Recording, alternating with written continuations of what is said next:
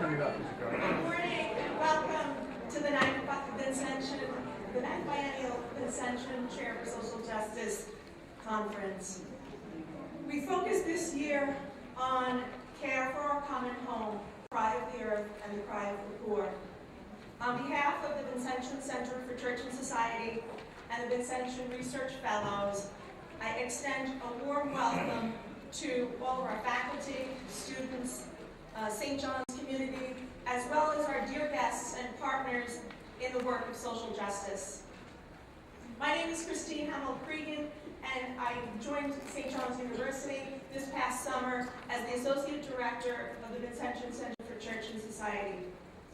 Today, together with the faculty committee of Vincentian Research Fellows, my colleague, Father Patrick Griffin, the Executive Director of the Vincentian Center for Church and Society, I welcome all of you, and we organized this conference this year to focus on the ecological crisis, an important topic certainly in the church and the entire world. In Pope Francis's encyclical Laudate Si on care for our common home, he urgently appeals, and I quote, for a new dialogue about how we are shaping the future of our planet. So we come together to respond to this appeal, to engage in dialogue on these important issues. In deciding this year's topic, as I mentioned, it's every 2 years we have a poverty conference, and in deciding this year's topic, some questioned why a poverty conference might focus on the environment. I think Pope Francis addresses this in a very clear way when he says, and I quote from Laudate Si, "When we speak of the environment, what we really mean is a relationship existing between nature and the society which lives in it."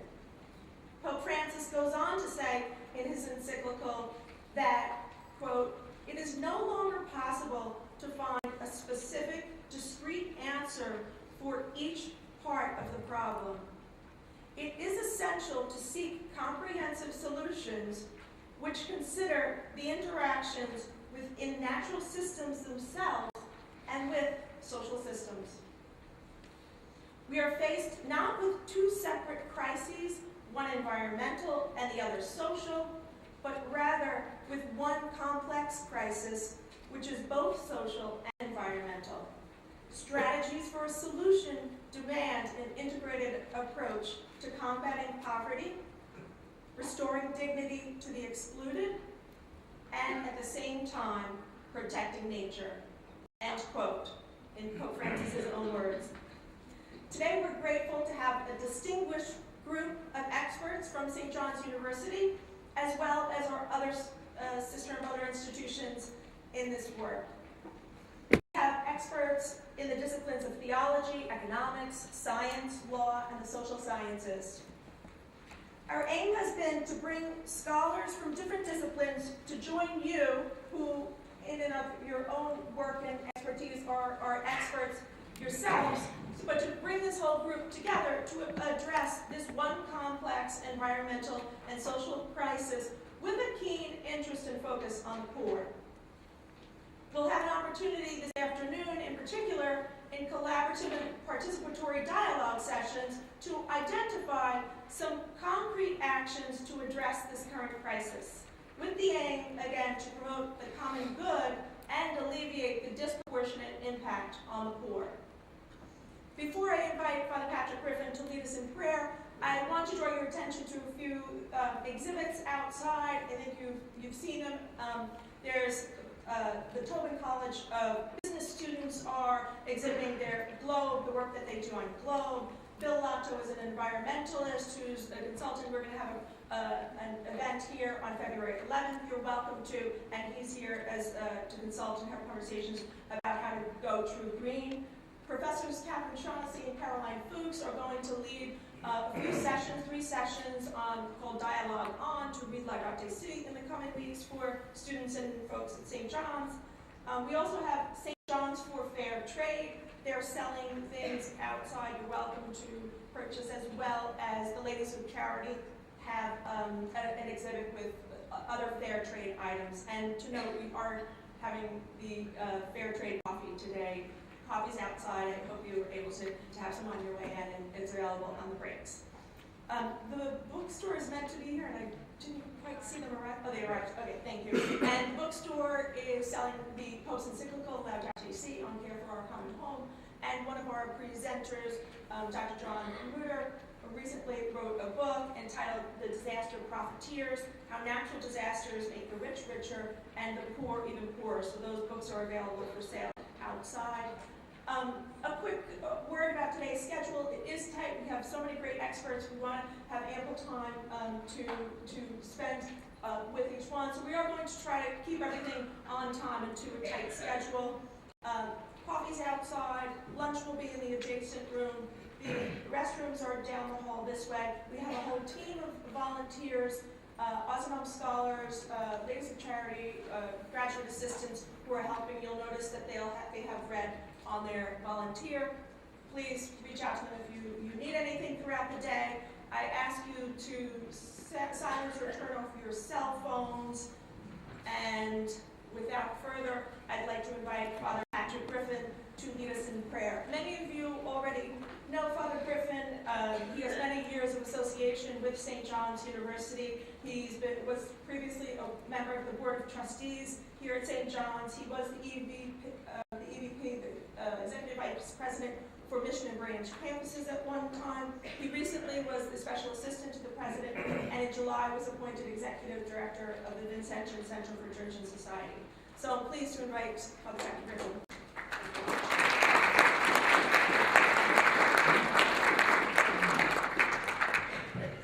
Thank you, Christine. I'd like to join my personal welcome to that which she offered on behalf of the university to all of you who join us today. But I also bring you a welcome on behalf of our president, what is his name? Dr. Conrado Bobby Gemisol, and also Father Bernie Tracy, who's the EVP for Mission. Both of them would love to be with us today, but they're at the ACCU meeting in Washington. But I bring you greetings from them and welcome as well. So, we are paying attention to Laudato Si, and so the prayer which I'd like to offer is one which the Holy Father joined to the end of that encyclical. So I invite you to bow your head for a moment and put yourself in God's presence as we pray.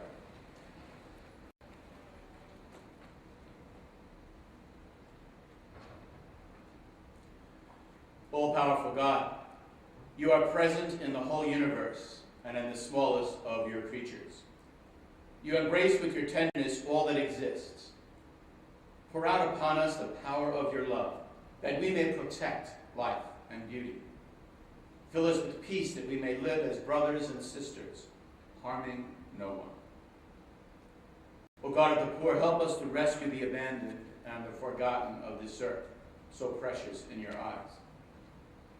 Bring healing to our lives, that we may protect the world and not prey on it, that we may sow beauty, not pollution and destruction. Touch the hearts of those who look only for gain at the expense of the poor and the earth. Teach us to discover the worth of each thing, to be filled with awe and contemplation, to recognize that we are profoundly united with every creature as we journey toward your infinite light. We thank you for being with us each day. Encourage us, we pray, in our struggle for justice, for love, and for peace. And enlighten us as we gather this day with the gift of your Spirit. All this we ask through Christ, who is our Lord, forever and ever. Amen. I'd like to invite Jean-Pierre Ruiz to come forward and to offer the introduction for our keynote speaker.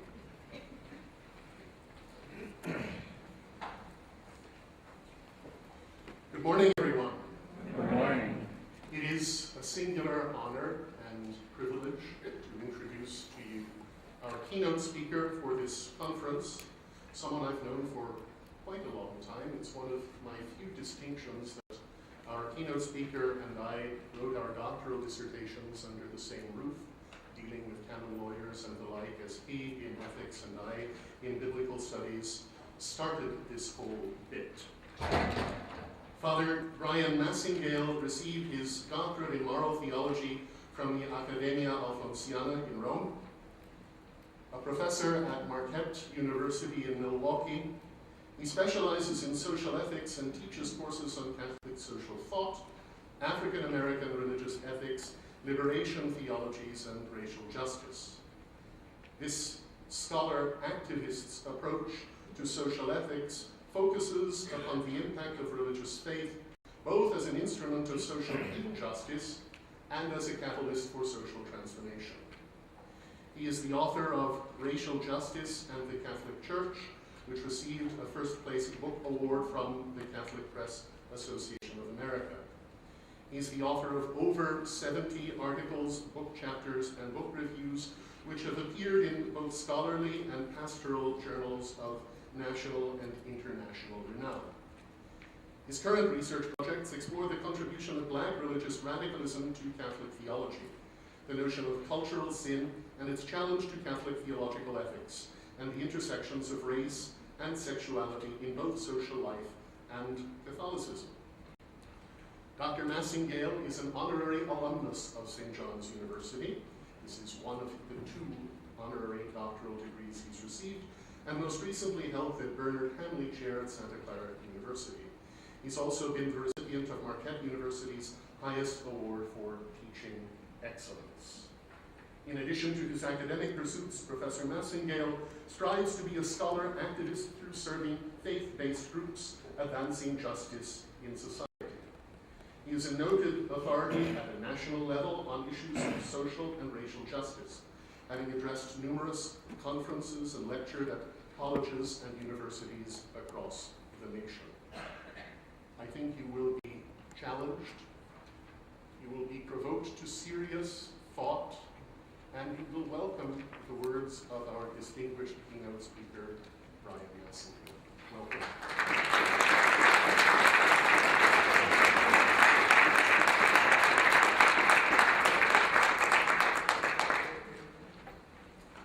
Good morning. Good morning. Thank you, Jean-Pierre, for that wonderful introduction.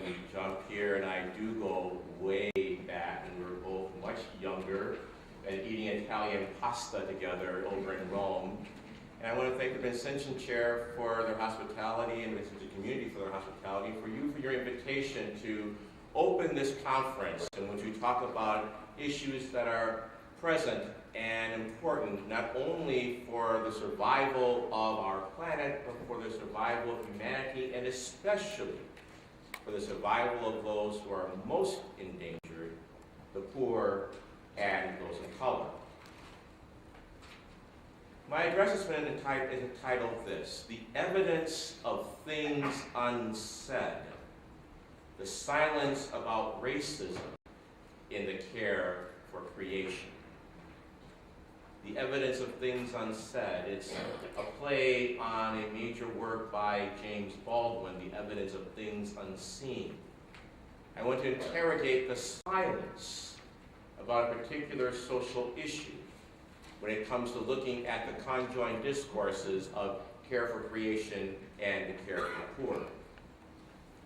Let's begin with a statement from Laudato Si', where Pope Francis writes, "Every ecological approach needs to incorporate a social perspective which takes into account the fundamental rights of the poor and the underprivileged." Pope Francis's landmark encyclical on environmental irresponsibility, Laudato Si', was issued to the public on June 18th of 2015. This document had been long and eagerly anticipated. Among many others, Catholic academics and environmental activists prepared extensively for months for this event.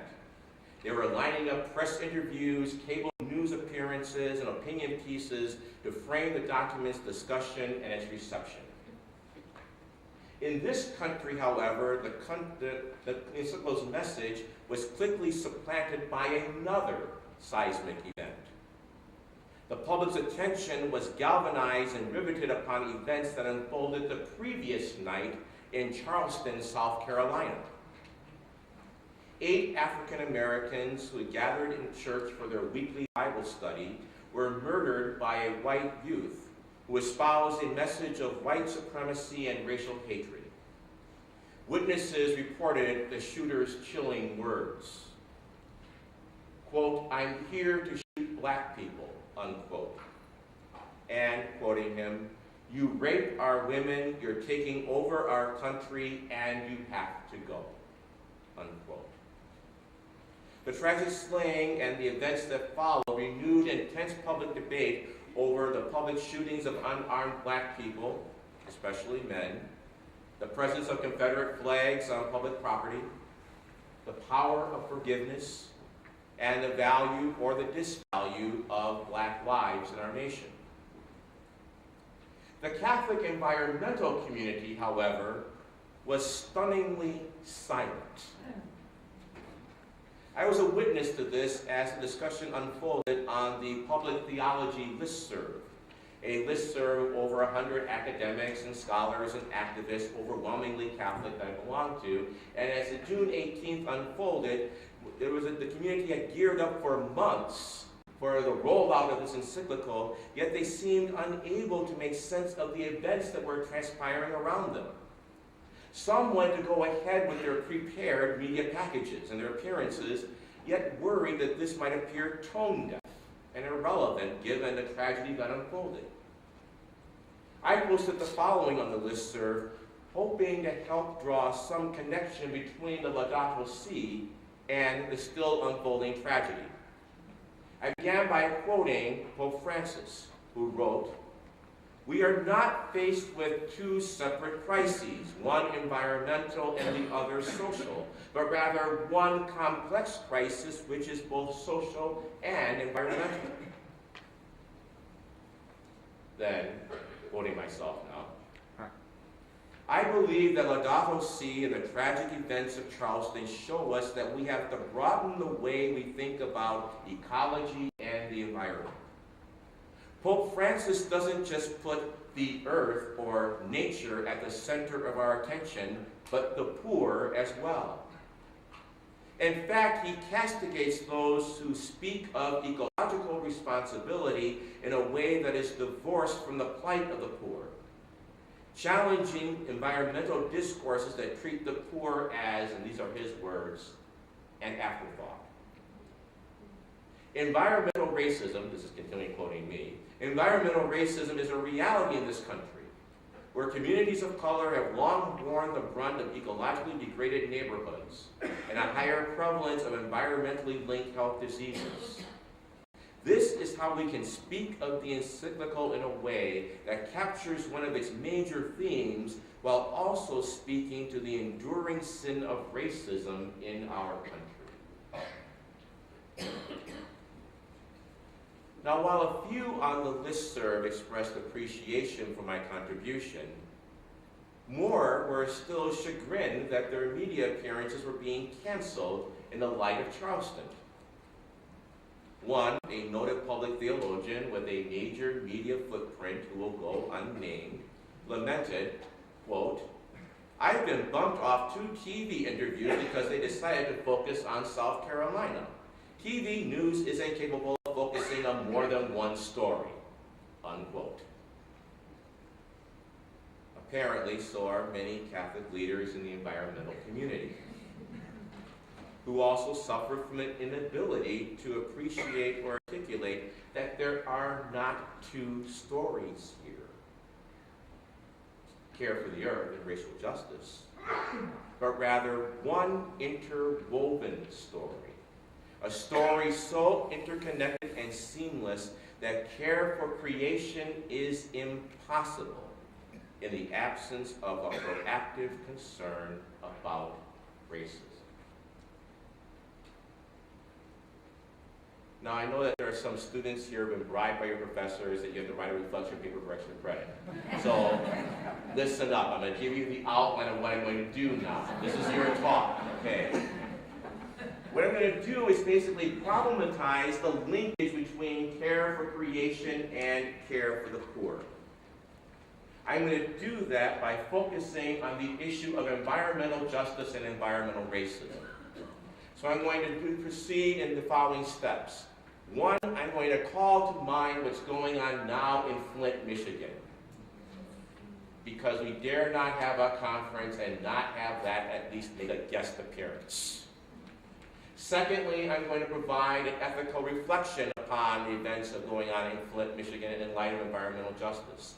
Third, and most importantly, I want to talk about why is it that Catholics in general have a problem or an allergy in talking about race. Did you warn that this is going to be provocative?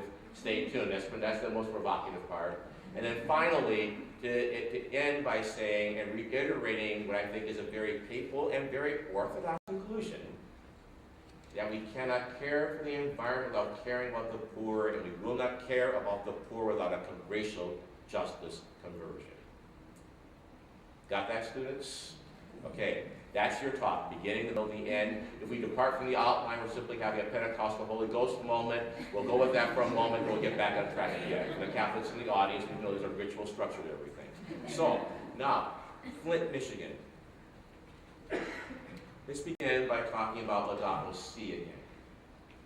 Number 30 of Laudato Si, Pope Francis writes the following. Access to safe drinking water is a basic and universal human right, since it is essential to human survival, and as such, is a condition for the exercise of other human rights. Access to safe drinking water is a basic and universal human right. As we gather, the events unfolding in Flint provide a tragic illustration of the nexus between caring for creation and care for the poor, of the deep connection between racism and environmental neglect, of the confluence of social neglect and ecological harm. The situation is still fluid and evolving, with new developments and revelations coming almost daily. But this much is certain. The residents of Flint, the fourth largest metropolitan area of Michigan, with a population that is 62.6% persons of color, with approximately 1,000 persons who are undocumented immigrants, a city with a population that's 41.5% living below the federal poverty level, which is already, ghastly low. These residents have been drinking and bathing in contaminated water for over a year. Their protests over the quality of their water have gone unheard and without effect for the better part of a year.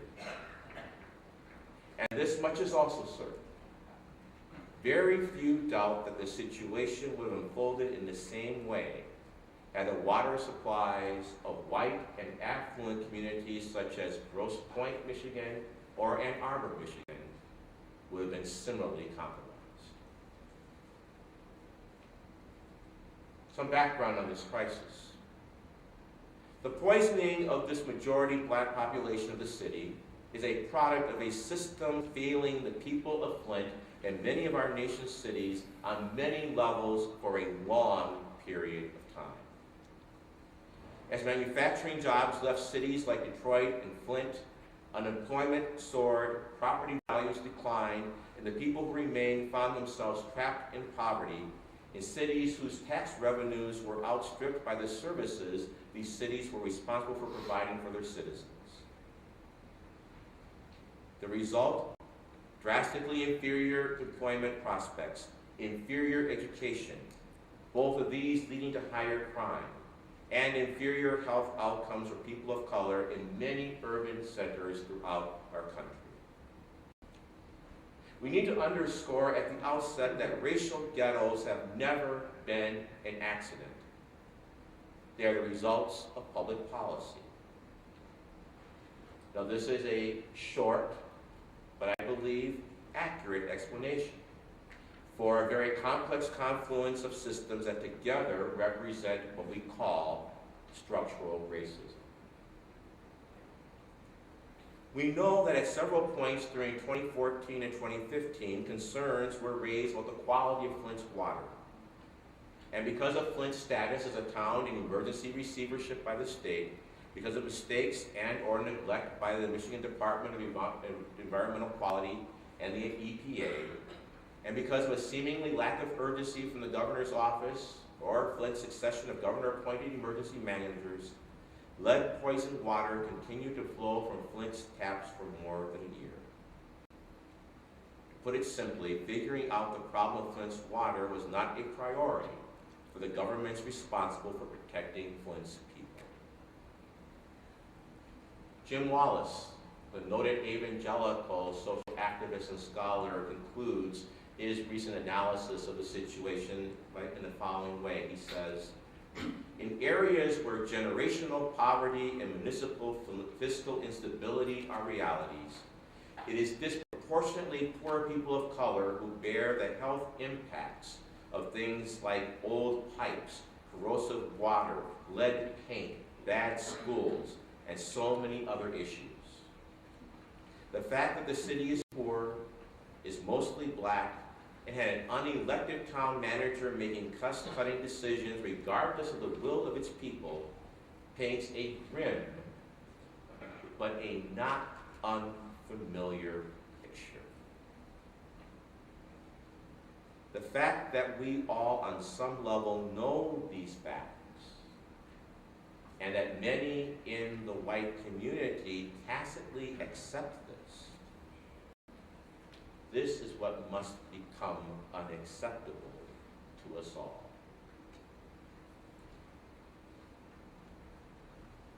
That's Flint.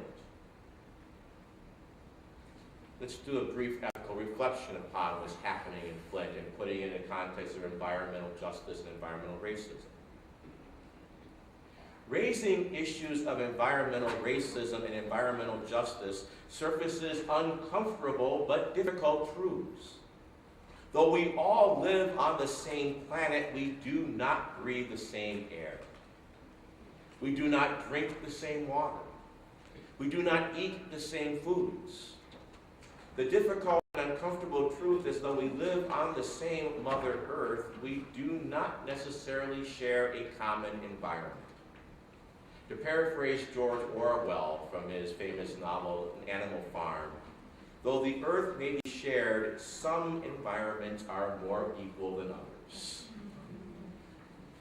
Social inequalities based on race and class translate into disproportionate ecological burdens. Yes, environmental irresponsibility endangers us all, yet some, no, many, are more immediately, directly, and intensely harmed than others. Now, the form of injustice that's most obviously impacted and at stake in environmental justice struggles is that of distributive justice, the proper allocation of the benefits and harms within a social community. The environmental racism movement is fueled by a passionate awareness of maldistribution. Key questions in this movement are, who gets what? Why and how much? Environmental harms and burdens are not evenly or randomly borne by all segments of our population. Low-income communities and communities of color, especially their children, bear the brunt of environmental despoliation and its attendant health consequences. As Robert Bullard, a longtime activist in environmental justice and environmental racism causes, notes, race, class, geography, and political power mitigate the distribution of benefits and costs.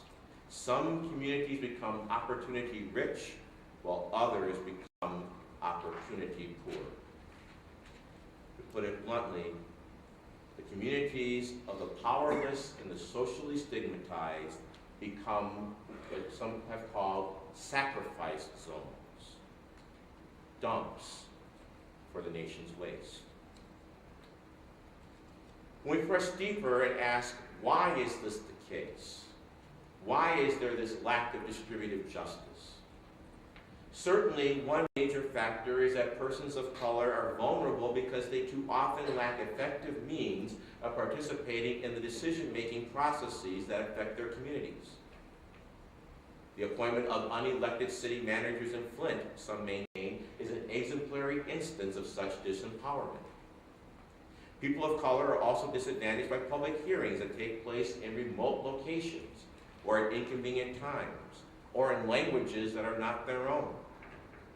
In short, Catholic social teaching privileges an understanding of justice as participatory, justice as participation. But that understanding is compromised and implicated in discussions of environmental racism. For racial and ethnic minority communities do not have the resources or the context necessary to sustain successful public action, and thus to effectively participate in decisions that affect their lives. But this lack of social participation is not an adequate explanation for why neighborhoods of color are too often the nation's dumping grounds or sacrifice zones. The term sacrifice zone is particularly revealing. It points to the most profoundly disturbing and discomforting truth at stake when we talk about environmental racism. And that is, the poor and communities of color bear environmental health consequences and risks that would be unacceptable in white populations because these communities simply don't matter.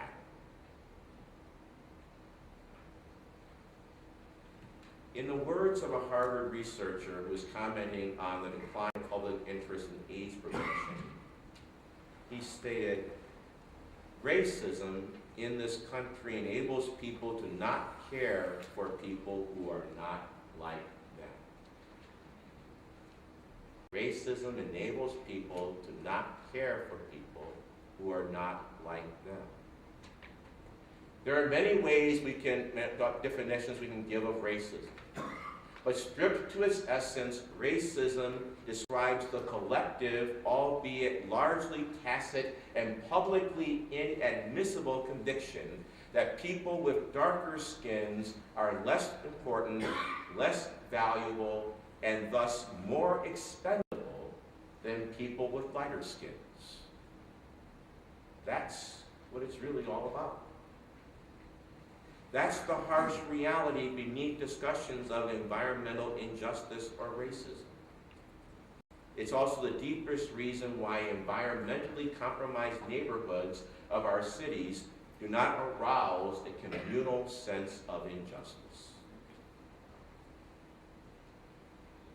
In an insightful article, University of North Carolina professor Bill Lawson posits a connection between negative views of urban life and the environmental hazards visited upon its residents. He develops the historic and widespread view in the United States that cities are, quote, hotbeds of crime, corruption, and moral decay, and thus are dangerous and predatory areas. Pause here. I live in Milwaukee, Wisconsin. I'm going, in September, I'll be moving to New York City. I'll be going to Fordham and working in the Bronx. Everyone in Milwaukee is saying, "You're going to New York. Be careful. It's a big city." This is from Milwaukee. I mean, we have nothing in any cities. Dangerous. Corruption. Moral decay. In media, literature, film, and television, the image conveys that cities are threatening places filled with people who are out to do you harm. Have you ever watched how New York City is portrayed in movies? I mean, you guys are constantly being destroyed. We don't go into New York values, okay? But not only do Americans tend to view cities as dangerous and threatening places, they are also racialized places. That is, because cities are increasingly viewed as black or brown enclaves, discussions of urban life have taken on racial overtones. Indeed, the word urban has become almost synonymous with black, as in urban education, urban transportation, and even urban contemporary music. and black for all too many Americans is negatively associated with dangerous, violent, predatory, lazy, and immoral persons.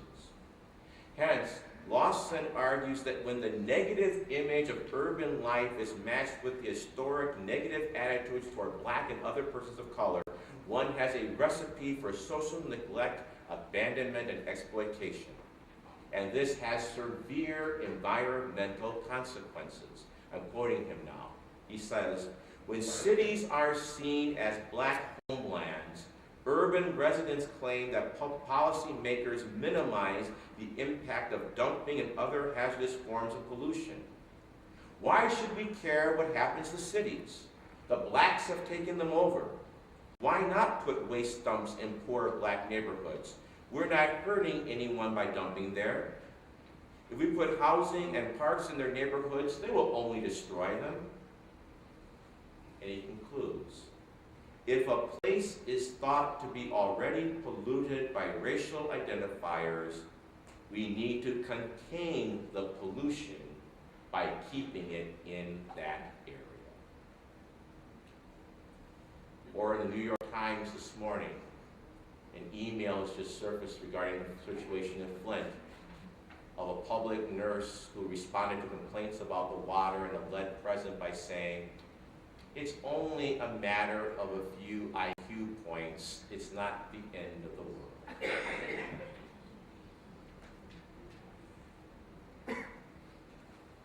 Black people and their neighborhoods then become more expendable than their white counterparts. Racism, bluntly stated, means that some are not considered as fully human.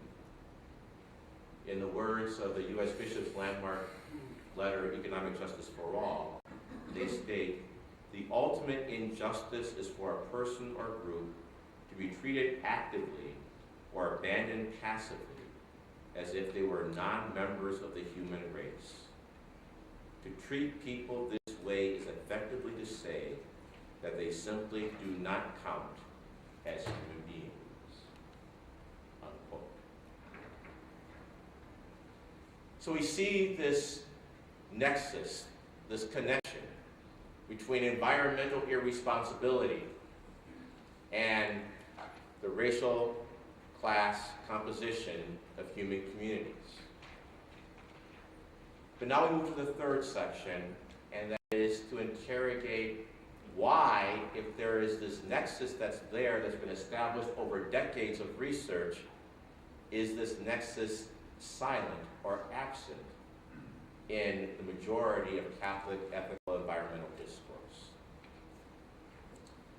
If this linkage between race, class, and environmental harm is so well documented, what accounts for Catholic silence over environmental racism and injustice? Why do the discourses for care for creation and racial justice appear to operate in parallel and non-intersecting universes?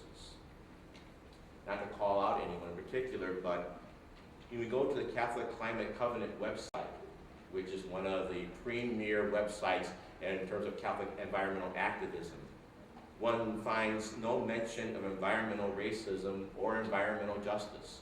They have the slogan, caring for creation and caring for the poor, yet most of their resources deal with the harm to climate. I searched in vain for anything about the intended harms to the poor. While many reasons could be offered, such as the social location of those who are doing the reflection, I contend that a major factor at work is what I call the Catholic allergy over race. Specifically, Catholic discourse on race and racism and racial justice tends to happen only in ways that will not make its white members uncomfortable. Now, I base this assertion upon my long study of the Catholic Church's understanding of and engagement with the evil of racism, and my views are developed in more detail in other places. Here I'm going to highlight only two trends in U.S. Catholic approach to racism: silence over environmental racism. The first, the Catholic tradition's preoccupation with the individual acts of conscious malice, and the second, its self-understanding as a white institution, one that privileges European cultural values as being normatively Catholic. These two factors, among many others, account for the silence over racism in the care for creation. First, understanding racism as primarily being conscious acts of deliberate malice or harm. Catholic engagement with racism tends to focus on the more obvious and visible actions of racial hatred and exclusion. Even when Catholic leaders articulate some awareness of covert and systemic forms of racism, their attention is chiefly focused upon voluntary, conscious, and deliberate actions of individuals. For example, the official statements of U.S. bishops reflect what I've called a common sense understanding of racism, where racism means person A, usually but not always white, deliberately, consciously, and intentionally does something negative to person B, usually but not always black or Latino, because of the color of his or her skin. Now note how this understanding of racism as personal acts of rudeness, hostility, or discrimination committed by individuals, or at most by small groups of easily identifiable actors, how it privileges a certain form of racism. This understanding is real, but this perspective, usually but not always, person A, usually but not always white, does something to person B, usually but not always black or Latino, also views racism as something that cuts both ways. That is, well, you're just as racist as we are, and that cancels things out. This cuts both ways sentiment is what's at play when Catholic bishops address the recent controversies over the killings of unarmed African Americans. They usually pray for peace, and then they pray for public responders, and then they usually pray for peaceful demonstrations, and the implication is that, for example, that these peaceful demonstrators are getting in the way of the restoration of peace and the restoration of wholeness, forgetting that the community was never whole or restored or just to begin with. Now, person A to person B, racial animus is real, but this understanding is inadequate to deal with the racial complexities we experience in this country. It is certainly inadequate to deal with the events unfolding in Flint, where we have no direct access to the racial motivations or the thoughts of public officials. Thus, what one does not usually find in official Catholic racial discourse is an examination or a critique of the underlying cultural beliefs or myths that facilitate and justify race-based disparities. Racist beliefs are simply seen as commonly held personal stereotypes. They're the result of ignorance. They need to be cured by education, by appeals to dialogue. But dialogue is ineffective when one party, the party in power, doesn't believe it has to listen. As the repeated complaints about the quality of water in Flint went unheard and fell on deaf ears. Because racial injustice is not merely an absence of dialogue. It's an imbalance and disparity of power. One has the impression that the basic summons for Catholics to treat those who are racially different with respect and with decency and civility. And I'm all for respect, decency, and civility. But interpersonal decency can coexist with structural inequality. Yet this is the dominant Catholic approach, and it cannot deal with what's at stake in discussions of environmental justice. The second factor is perhaps what's most germane and what's most difficult for the Catholic community to face about itself. The deepest reason for the inadequacy of Catholic discourse over race, and thus the lack of a linkage between care for creation and racial justice, lies in U.S. Catholicism's self-perception as being a white institution. By white, I am not referring to the racial designation of the majority of its members, but also to its ethos and to its locus of commitment.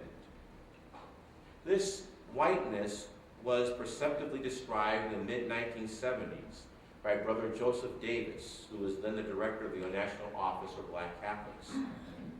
He wrote, "In analyzing the Church's own documents, it's obvious that the Church has always perceived its primary constituency as the white European immigrant community.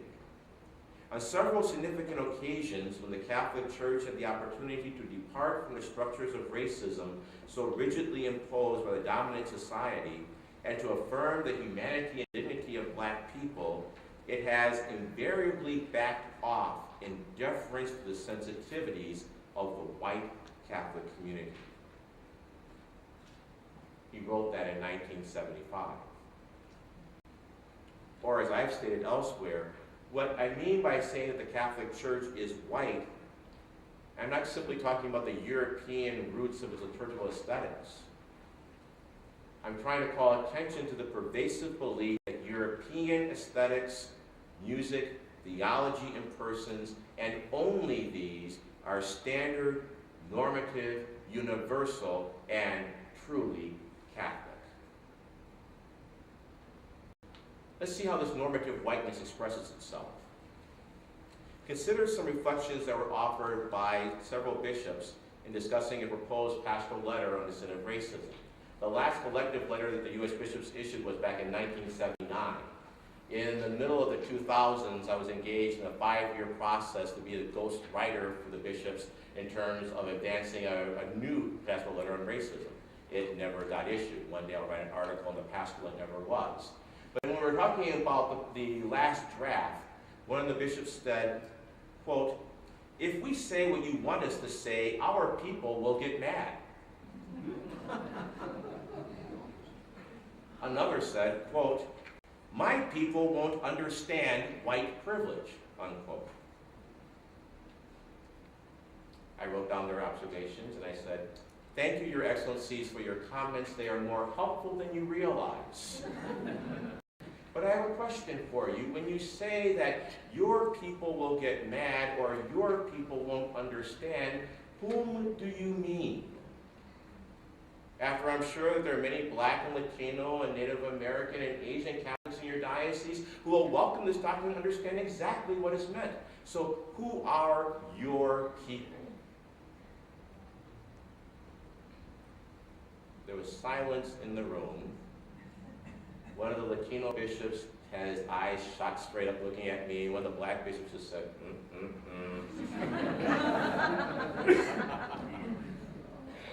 There was silence because they inadvertently revealed what they truly believe but seldom really articulate. That Catholic equals white. Or consider the statement of a noted Catholic commentator who, during Pope Benedict's 2008 Mass in Washington, D.C., it was a Mass that was celebrating the cultural diversity of U.S. Catholicism. The readings were offered in various languages, from the beginning with the classic account of the descent of the Spirit upon the apostles and the Acts of the Apostles, where the peoples of the world heard the gospel proclaimed in their own language. The prayer of the faithful and the presentation of the gifts were marked by diverse languages and spirited gospel and Spanish singing. And the commentator opined at the end of this, and I quote, "We have just been subjected to an overweening display of multicultural chatter. And now the Holy Father will begin the sacred part of the Mass."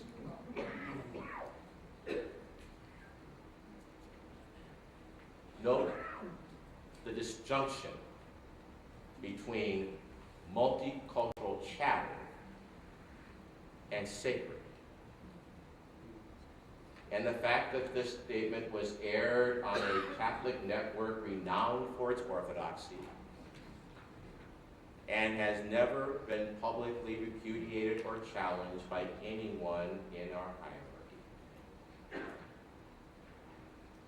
And if you look at the faces of those involved in Pope Francis's papal liturgies, one would have to say that normative whiteness has not been overcome since 2008. This self-understanding, this self-perception, is the deepest reason why the Catholic community has failed to undertake the actions needed to effectively challenge the marginalization of its members of color. It also hinders its engagement with the realities of environmental racism, and thus with linking care for the poor and care for creation. Given this, I do not think it's likely that we're going to see these two discourses join in any real or effective way, as long as we are committed to an adequate understanding of racism and committed to a normative white identity. My conclusion. In Laudato Si, Pope Francis writes, "The human environment and the natural environment deteriorate together. We cannot adequately combat environmental degradation unless we attend to causes related to human and social degradation. A true ecological approach," the Pope writes, always, he underscores, always becomes a social approach. It must integrate questions of justice in debates on the environment so as to hear, and he underscores this, both the cry of the earth and the cry of the poor.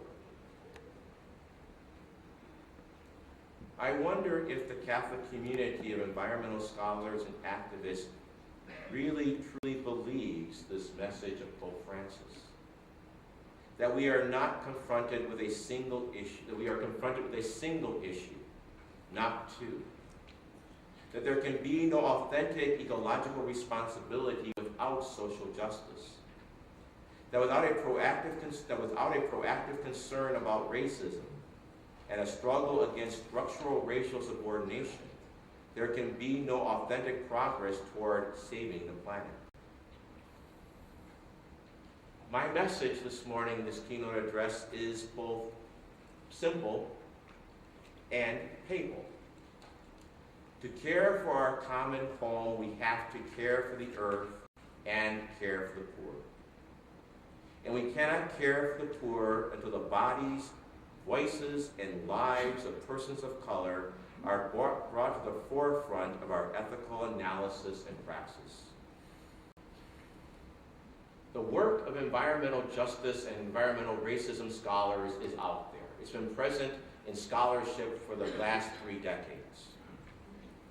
What we need is to engage it. And we will not engage it without our hearts being broken, without an upwelling of compassion, until we truly see the dark-skinned bodies as bearing the image of God, and hear accented tongues as carrying God's voice.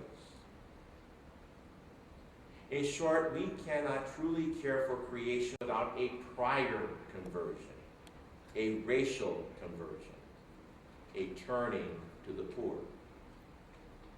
Without dying to false identities of unconscious racial privilege, and rising to new ways of being raised that we can hardly conceive. As St. Paul writes, "Eye has not seen, ear has not heard, nor has it dawned upon us what God has prepared for us, if we only but dare to surrender our false identities and embrace our true identities in Christ."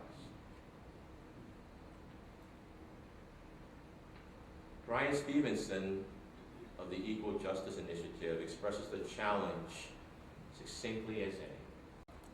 He writes, from Ferguson, Missouri, Charleston, South Carolina, and Flint, Michigan, communities are suffering the lethal consequences of our collective silence about racial injustice. The church should be a source for truth in a nation that has lost its way. As the dominant religion in the United States, Christianity is directly implicated when we Christians fail to speak more honestly about the legacy of racial inequality. This is a critically important time when leaders of faith need to address issues of race more thoughtfully, prayerfully, and courageously. Or as Pope Francis has prayed in the prayer that's in front of you on the screen, the poor in the earth are crying out. O Lord, seize us with your power and light. Help us to protect all life and to prepare for a better future. Thank you.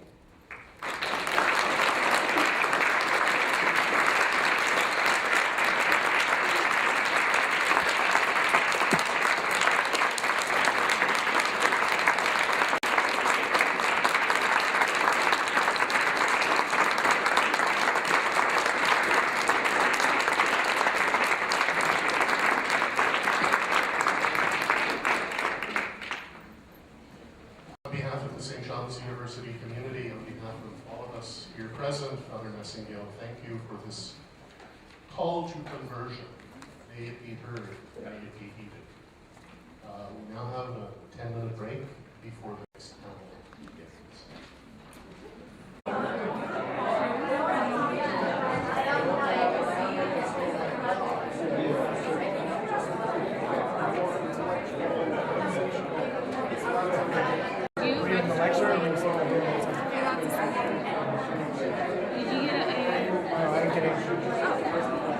Here's a program, and here is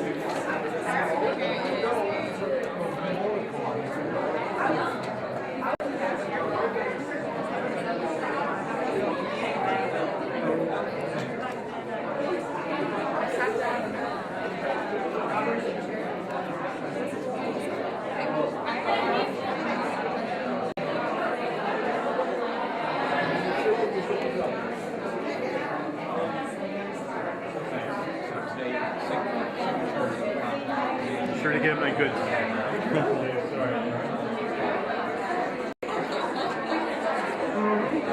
Which presentations are you going to?